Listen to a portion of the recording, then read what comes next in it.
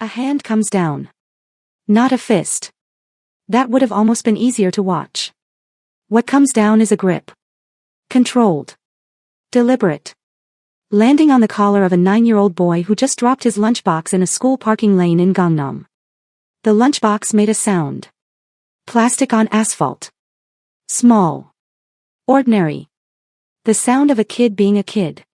The grip says something different. The grip says, nothing about you gets to be ordinary. Pick it up. Don't embarrass me again. The boy's name is Yi Jun. 9 years old. His hands find that lunchbox before the sentence even finishes. Fast. Practiced. The kind of fast you only get from doing this over. And over. And over. He doesn't cry. He doesn't flinch the way a kid flinches when something surprises them. He flinches the way a kid flinches when the body already knows what's coming and stopped, a long time ago, wasting energy hoping it won't. Every adult in that parking lane is looking somewhere else. A mother near the gate. Suddenly very busy on her phone. A crossing guard. Suddenly very interested in traffic 3 blocks down. A parking attendant, orange vest, walking toward the car to ask it to move. Stops walking. Studies the pavement. Because some men, you just don't walk toward. His name is Taesung. And one woman, 20 feet away, mop bucket on wheels, 3 hours left on shift. Doesn't know that name. Doesn't know what it means in 3 districts of Seoul. She knows one thing. She's seen that flinch before. And the last time she saw it. She looked away. She got off at her stop. She found out 3 days later what looking away cost. She is not doing that again. Her feet move. Not a decision. A completion. She stops between Taesung and his son. Looks up at a man whose eyes have the flat, settled look of someone who decided a long time ago that consequences happen to other people. And she says it. No raised voice. No performance. Hit your son one more time. I promise you'll pay for it. 5 seconds. Maybe 6. Taesung looks at her, not angry, not yet, something closer to recalculating. And one of his men shifts his weight, hand drifting toward his jacket. And Taesung lifts 2 fingers. Just 2. The hand stops. Taesung reaches past her. Opens the door himself. Puts Yi Jun inside. Looks at her one more time. Nothing in his face you could name. Gets in. The car leaves. She stands there. 3 seconds before she remembers she's supposed to be breathing. Okay. If your heart is already going right now, good. Because this is the part of the story where it gets harder before it gets better. A woman just threatened the most feared man in 3 districts of Seoul. And he just, let her. You need to know why. Stay with me. Welcome to Afro-Korean Love Empire. If you love emotional Afro-Korean mafia romance stories, the kind filled with danger, forbidden love, powerful men, brave black women, and love that has to survive real pain, subscribe right now so you don't miss the next one. Stay with me, because what this cleaner just did in that parking lot will change a child's life, break open a mafia boss's heart, and start a love story neither of them saw coming. Somewhere across the city. A different building. A different kind of man hears about the parking lot. Before Taesung's car even reaches Songbukdong. His name is Seo Jun. He doesn't say anything for a long moment. Then he asks one question. Did he hurt her? The woman. No, sir. Did he have her followed? No, sir. He just, let her walk. Seo Jun is quiet again. Longer this time. Because a man like Taesung doesn't let anything. Not without a reason. And Seo Jun has spent 4 years. Waiting for Taesung to have a reason again. He files it away. Doesn't act yet. Just, watches the shape of it. Start to form. By that night, Taesung knew everything about her. Her name. Her shift schedule. The apartment in Itaewon. The money she sent home to Kumasi every 3rd Friday, same amount, same account, every time. Everything. And he hadn't touched her. That was the part nobody in his organization could make sense of. A woman with no connections. No protection. No last name that opened a single door in this city. Walks up to him. Says what nobody else in 4 years has dared to say. And he raises 2 fingers and walks away. His men don't understand it. Jun Seo doesn't understand it. Not yet. Why?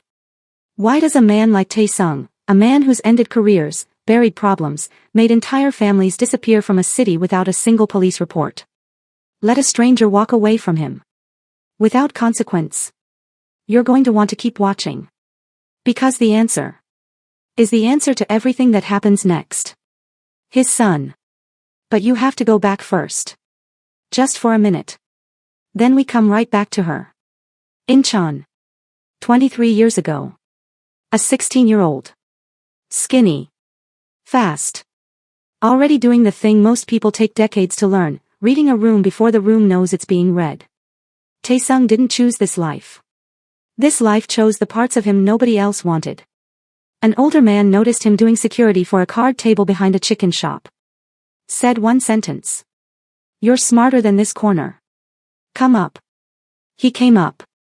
11 years. Watching everything. Saying almost nothing. Becoming useful in small ways before anyone trusted him with bigger ones. By 32 he wasn't running a block. He owned the thing that owned the block. He'd learned something early. The most dangerous man in a room isn't the one holding the weapon. It's the one who already owns the room and hasn't bothered telling anyone yet. This is the man who, 23 years later, raised 2 fingers in a parking lot and let a stranger walk away from him without a single consequence. Hold on to that. Because the reason matters more than you think right now. Then Ji-yeon happened. A pediatric nurse. Met him at a wedding. The way people from completely different worlds always somehow find each other. Briefly. In someone else's celebration. She wasn't naive about who he was. Seoul has a way of telling you which names carry weight. She'd heard his. She just wasn't impressed by it. And she definitely. This is the part he never told anyone. She was not afraid of him. Not performing bravery. Genuinely. Structurally. Unafraid. She looked at him. The same way she looked at everyone else. Like he was just a person. Not a name. Not a reputation. Just a person. He'd spent 15 years perfecting the effect he had on people. She was completely immune to it. Not out of defiance. Out of indifference to the thing he'd built. He didn't know what to do with that. He'd never met it before. They married 18 months later. Yi-jun came 2 years after. 4 years. 4 years of a kitchen he actually came home to. A kid who heard the elevator and ran. A woman who'd hold his face sometimes. No reason, no occasion. And say. You don't have to perform for me. Not here. He didn't know what to do with that either. So he just stayed. And for a while. The only while in his whole life that's ever really counted. That was enough. It wasn't an accident. Ji-yeon's taxi got hit on the Mapo Bridge on a Tuesday night. She'd called him at 11:07. Said she was almost home. Said Yi-jun left a drawing on the table he absolutely had to see. She sounded warm. Tired. Like herself. The call ended at 11:09. The hospital called at 11:24. A man named Seo Jun, rival, at the time, running a competing network across 2 districts. Wanted to send a message. Not to kill. Not at first. Just to show Tae-sung the wall around his private life.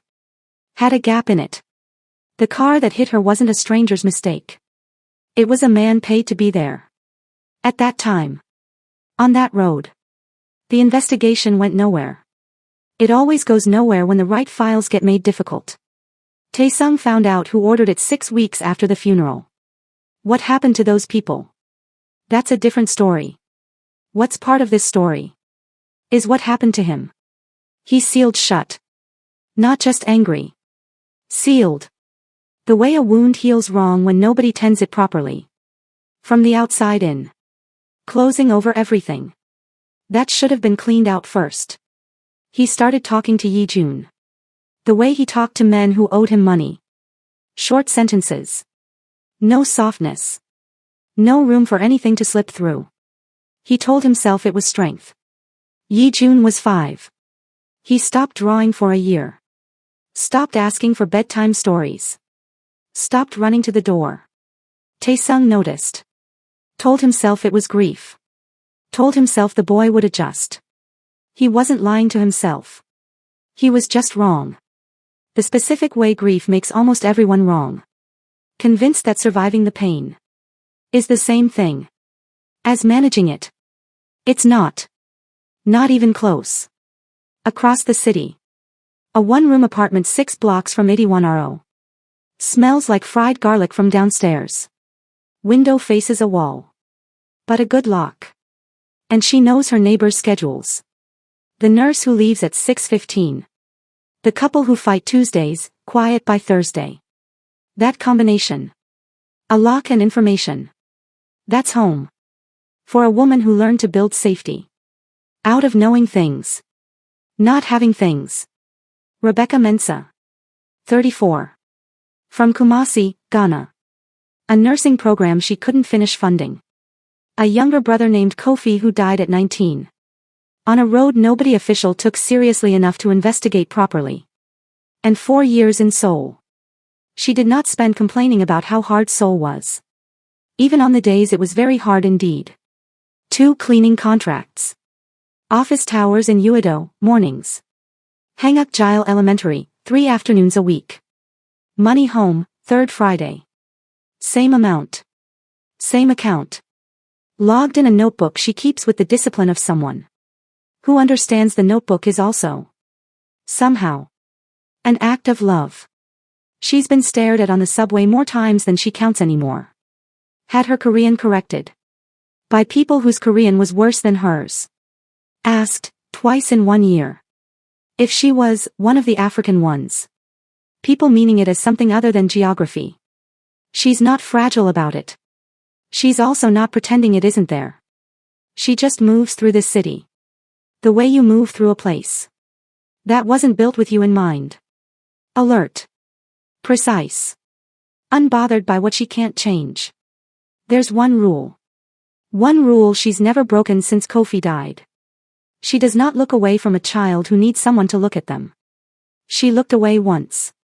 A minibus in Kumasi. 8 years ago. A man gripping a boy's arm. The kind of grip that announces itself. Even from across a crowded vehicle. She told herself it wasn't her place. She told herself she didn't know the whole story. She got off at her stop. She found out 3 days later. The boy was his stepson. The arm had been the least of it. She stood in her kitchen. Stayed still for a long time. And at Kofi's grave, not long after.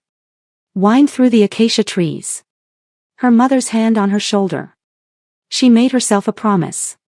Didn't say it out loud. Didn't need to. The next time. The next time she had the chance.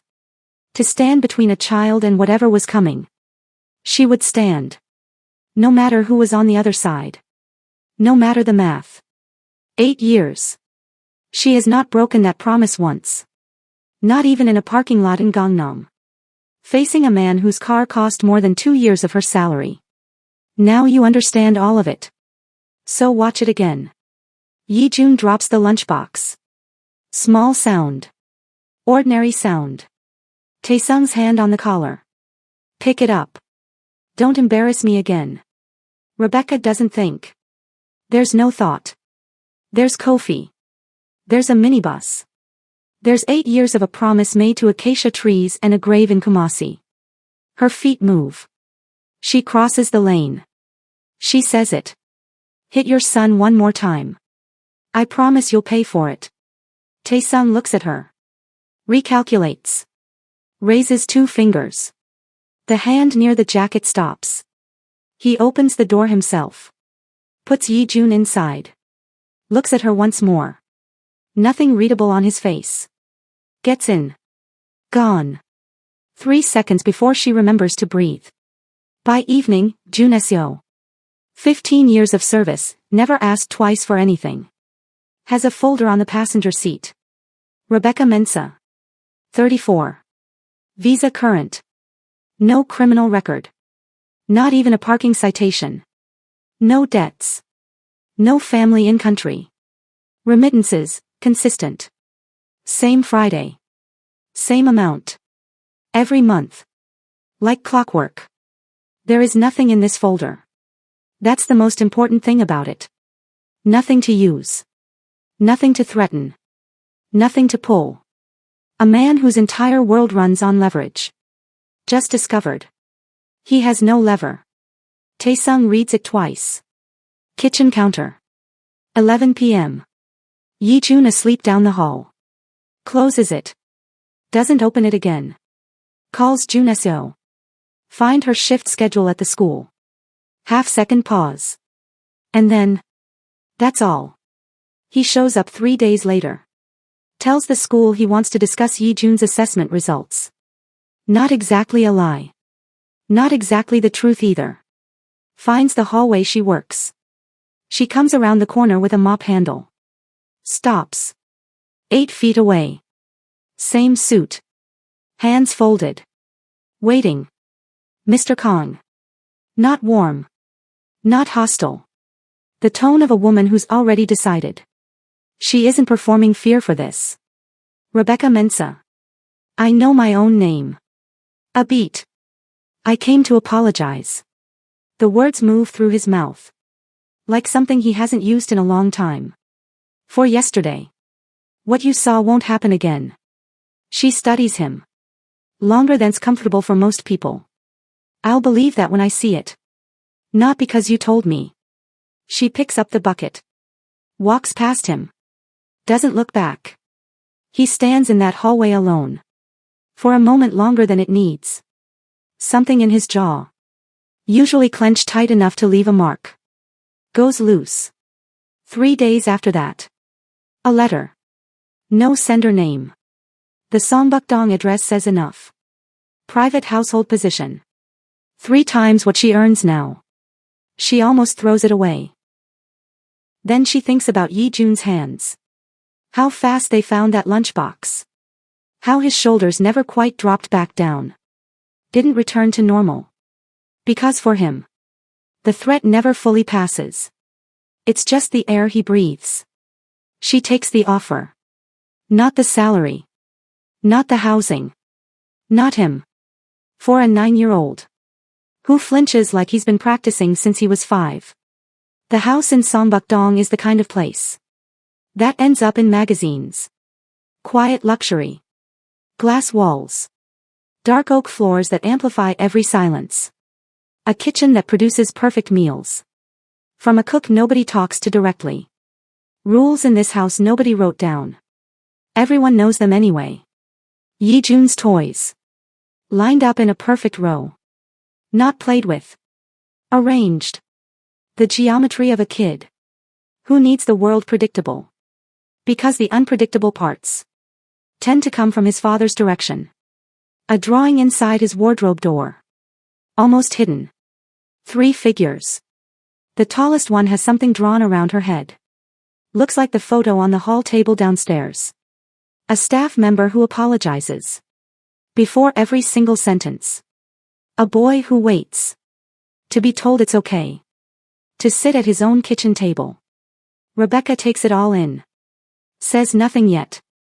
Learns the shape of the damage. The way you learn a dark room. Slowly. By what you keep running into. She doesn't push. Day 1. Rice porridge. No announcement. No instruction. He eats every bite. Says nothing. She counts that as a win. Day 3. 11 p.m. He's standing in the hallway. Not crying. Not walking. Just standing. She sits on the floor against the wall. I can't sleep sometimes either. I usually just sit for a bit. 9 minutes. Then bed. Day 7. She reads to him. He picks the book. Korean folk stories. Spine retaped twice. She gets 3 pages in. He's asleep before the 4th. Day 10. A drawing on the table. No address. Just left there. A bowl of porridge. Steam. A small figure beside it. She puts it on the fridge. Taesung comes home. Stands in front of that fridge for 30 seconds. Goes to his study. Doesn't come out till midnight. They don't talk much at first. He nods in the hallway. She nods back. Once. 1 a.m. He finds her awake. Small notebook. Doesn't explain it. He doesn't ask. They share that kitchen for 40 seconds. He gets water. Leaves. She notices the cabinet latch in her room gets fixed. Nobody mentions it. She notices a driver appears outside her Itaewon building. Nobody discusses it. She notices the coffee stops having sugar in it. After she mentioned, once, in passing, that she doesn't take sugar. Small things. Or. Not only small things. The gestures of a man. Who's run on leverage his whole adult life. Trying to learn. A completely different language. Noticing without announcing. She files all of it. Doesn't act on any of it. She's there for Yi-jun. That's the line. She holds it. Both hands. 3 weeks in. Saturday morning. Yi-jun draws at the table while she makes eggs. A house. 3 figures. Rebecca in the middle. Himself, close, touching her shoulder. His father. Far edge of the page. Near the door. Outside the house. Not in. He leaves it. Goes to watch TV. She's still looking at it when Taesung walks in. Coat still on. He looks at her face. Then the table. Picks it up. Stands there a long time. Long enough the eggs go cold. Then. Quiet. Not to her. To the room. She used to draw with him. Ji-yun. Every Sunday morning. 2 hours on that floor. I'd watch from the doorway. A pause. I was always watching from the doorway. Rebecca lets the silence sit. Then, plainly. He didn't put you outside to punish you, Mr. Kong. He put you there because that's where you've been. The door's right there. Nobody's keeping you on that side but you. Nobody has said something that true to him. In 4 years. He doesn't answer. Takes his coat to his room. That night. 8:30. For the first time. Longer than Yi-jun can remember. His father knocks. Can I come in? Seo-jun's been watching since week 1. He's not louder than Taesung. He's sharper. In one specific way. He understands men like Taesung. Don't fall to outside force. That just gives them something to push against. They fall when something goes soft. At exactly the wrong moment. When they've stopped expecting the attack. From that direction. He sees the drawing on the fridge. Drone footage. Child's art on a fridge. That hasn't had any in 2 years. He sees Rebecca's building in a driver's log. He sees Yi-jun near the school gate. Shoulders different. Lower. Looser. And he understands something. Taesung's own men haven't put into words yet. She isn't his weakness because he wants her. She's his weakness. Because she's turning him back into a man. Who has something to lose. A man with something to lose. Is a man with a pressure point. And Seo-jun. Has spent his entire life. Knowing exactly where to press. He doesn't move yet. He just decides. He's going to. He starts quiet. A note under her door. 3 words. Know your place. Then smaller things. Groceries, every item spoiled. A tire that goes flat at exactly the wrong moment. A man on the subway who stands too close. Gets off at her stop. Walks 3 blocks her direction. Before peeling off. Not accidents. Architecture. He's building the feeling of a city closing in. He knows how it works. A woman who feels unsafe enough. Doesn't need telling to leave. She removes herself. Takes the problem with her. Rebecca notices every piece of it. Tells Taesung none of it. Tells Juneseo. Because she's learned. He handles things the way she handles things. Quiet. Complete. Before it needs to get loud. He's already building his own file. 15 days in. Quietly. Thursday evening. Yi-jun had a bad day. Not dramatic. Quieter. A teacher raised her voice. Hit something old in him. The whole day came apart from there. Taesung comes home to a closed door. Rebecca in the hallway. Glass of water. Waiting. What happened? She tells him. Go in, she says. He doesn't want. Go in anyway. Not to fix it. Just to be there. That's all he needs. What if I say the wrong thing? Then you say the wrong thing. Then you say sorry. Then you try again tomorrow. That's the whole process. There's no other version. He's quiet. She says the thing she's been holding. Mr. Kong. Your wife spent her career making children feel safe. And then she was gone. And you became the thing she'd have fought against. Not because you're a bad father. Because grief did exactly what grief does. Sealed you so tight. You couldn't feel his pain either. She wouldn't want this for him. I think you know that. I think that's what you can't live with. The hallway is very quiet. He puts his hand on the door. Opens it. Goes inside. An hour and 40 minutes later. Eyes red. Says nothing to Rebecca. She asks nothing. Next morning, Yi-jun sits at breakfast. Beside his father.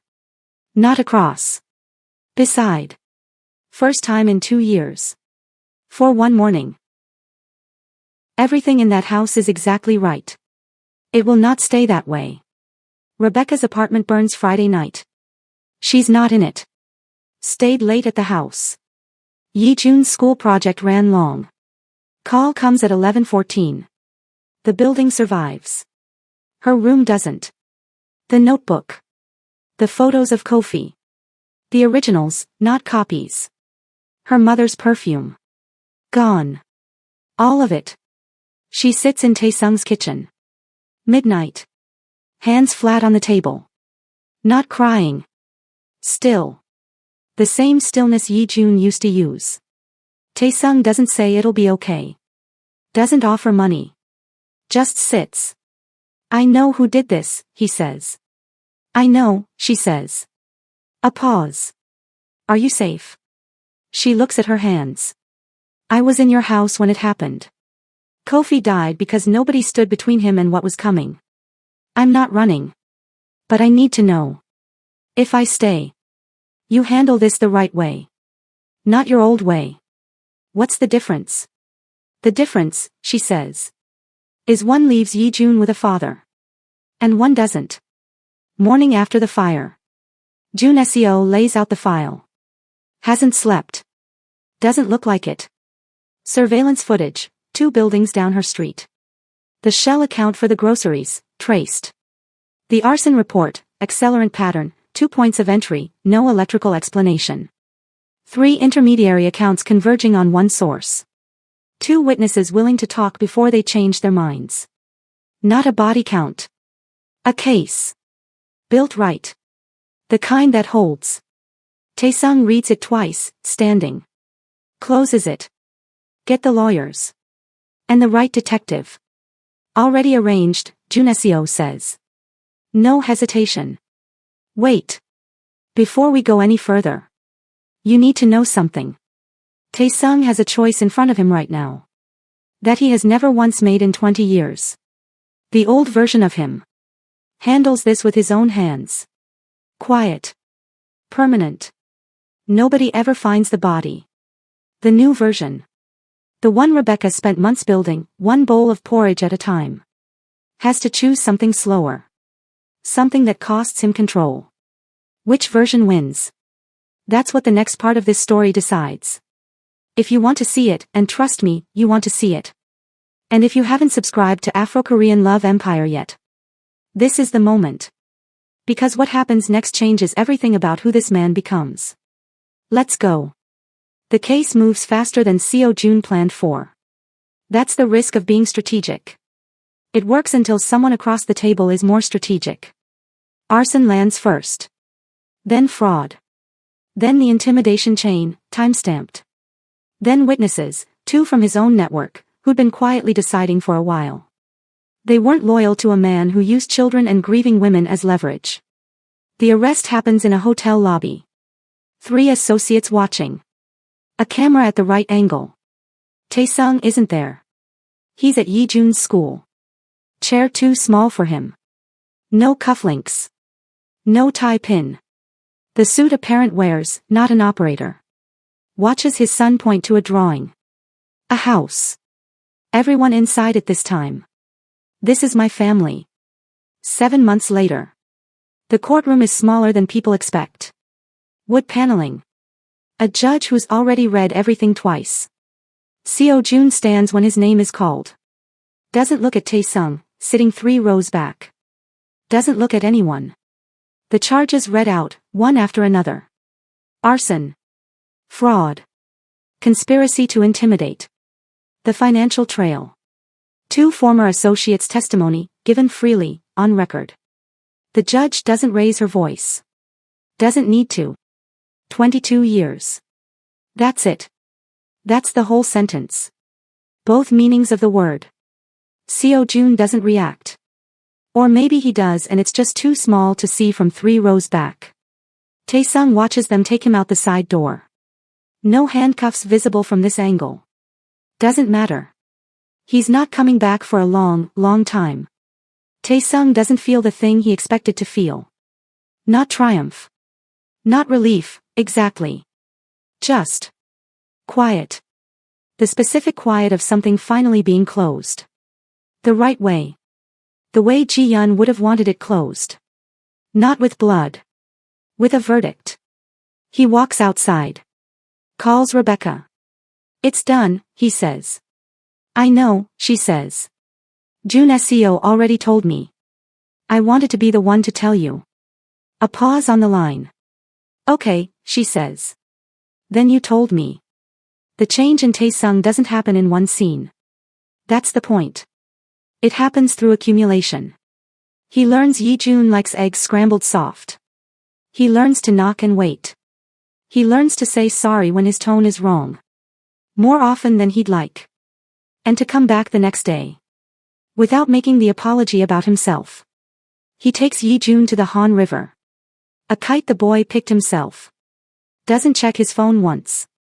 Leaves paper and pencils on the table every night. Because he's learned. Drawing is how his son thinks. Sits outside the door 3 times. Before he figures out how to just go in. 4th time.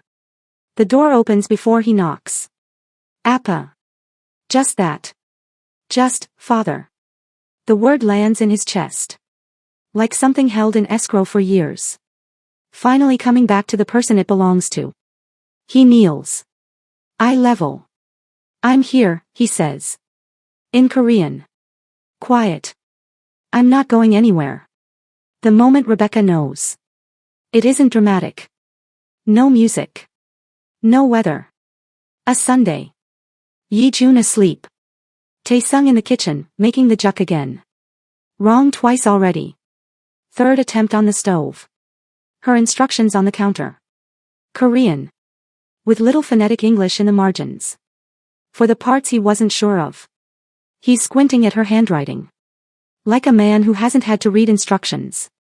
For anything. In 15 years.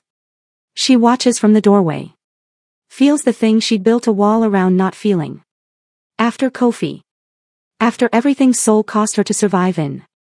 She lets herself feel it anyway. 3 weeks after the verdict. A Saturday. Yi-jun's at a friend's house, first sleepover he's ever asked to go to himself. Taesung asks Rebecca to walk with him. Not the garden. The Han River. The same spot they flew the kite. He stops. Doesn't say anything for a second too long. I rehearsed this, he says. 3 times. In the car. I sounded ridiculous. She almost laughs. Doesn't. Waits. I'm not good at asking for things, he says. I've spent my whole life either taking what I wanted. Or building it myself. I don't know the right words for this. He reaches into his coat. Not a box. Not yet. A small velvet pouch. His hands aren't steady. Taesung's hands. Not steady. My grandmother's ring, he says. It's not, it's old. It's not flashy. I thought about buying something new. Something that looked like what I am. And then I thought. No. You didn't fall for what I am. He gets down on one knee. By the river. No staff watching. No driver waiting at a distance. Just him. Rebecca Mensah. You told me the truth. When nobody else would. You stayed. When staying cost you something. You earned this family. Before I even knew how to ask you to be part of it. I'm asking now. Marry me. She's quiet. Long enough that a boat passes on the river behind them. You said I wasn't done earning, he says, quieter. I know. I know I'm still not. But I wanted to ask anyway. Because some things. You don't wait until you're perfect to ask for them. You ask. And then you keep earning it. Every day after. Rebecca looks at him. At a man kneeling on a riverbank. Who once raised 2 fingers. And stopped a man's hand. Without raising his voice. At a man who learned to make porridge wrong. 3 times. Just to get it right. For a boy who isn't even his by blood. And is entirely his by everything that matters. Yes, she says. Just that. No speech. No hesitation. Yes. He doesn't move for a second. Like the word needs a moment to actually land. Then he stands. And she's laughing now. Really laughing. And he's holding her face the way Ji-yeon used to hold his. And somewhere on the other side of the city. A 9-year-old boy is asleep at his first sleepover. Having absolutely no idea. That his family just got bigger. In the best possible way. 2 years after that. A baby girl in the house in Songbukdong. Taesung holds her the way a man holds something. Where the stakes are the highest they've ever been. And he knows it. Her name is Jian. First character from Ji-yeon. Second meaning, peace. Yi-jun named her. Stood in the nursery doorway. Serious. The way he gets when something matters. I think Yama would like it. If the baby had part of her name. So she doesn't feel left out. Rebecca looked at Taesung. Taesung looked at his son. Crossed the room. Knelt down. Hand on Yi-jun's shoulder. Not directing. Just resting there. Perfect, he said. That's exactly right. Rebecca didn't walk into that parking lot to save anyone. She walked in because of a promise. A grave in Kumasi. 8 years before any of this. A promise that the next time. She would stand. She didn't know she was also standing. Between a man and the last version of himself. Worth saving. Taesung didn't become a good father. Because someone loved him into it. He became one. Because someone told him the truth. And stayed. While he figured out what to do with it. Yi-jun drew his father inside the house. That was all. That was everything. Some stories end with justice. Some end with revenge. This one ends with a man on one knee by a river. Hands shaking. Asking for something. He used to think he could only take. It ends with a boy. Who no longer flinches. When someone he loves. Walks through the door. If this story found you somewhere real. Drop Jian in the comments. That's our word today. And if there's someone in your life who stood for you once. Tell me who. I read every single one. Which part of the country are you watching from? I love knowing who's in the room with me. Like this if you believe love is something you earn. Subscribe to Afro-Korean Love Empire. We'll see you in the next one.